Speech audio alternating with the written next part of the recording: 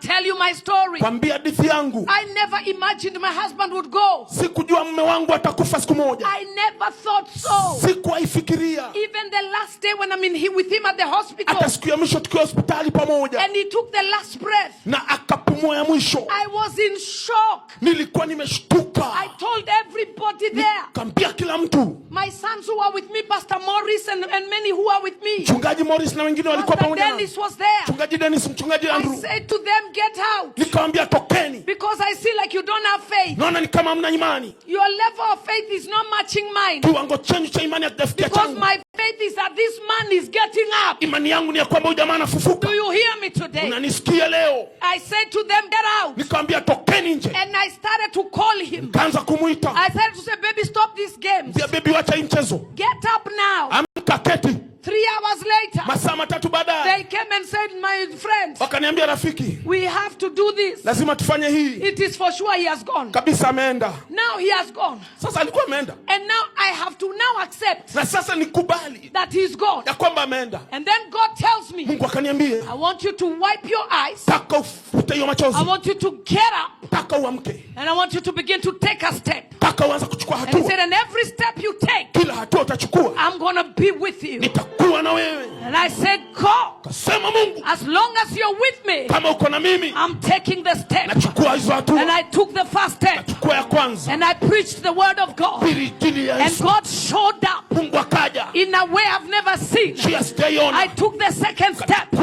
And the globe began to open up. America began to call me. Americans began to call. South Africans began to call. Nigerians began to call.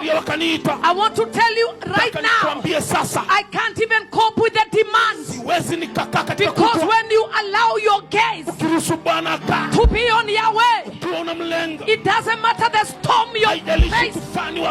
I feel like preaching.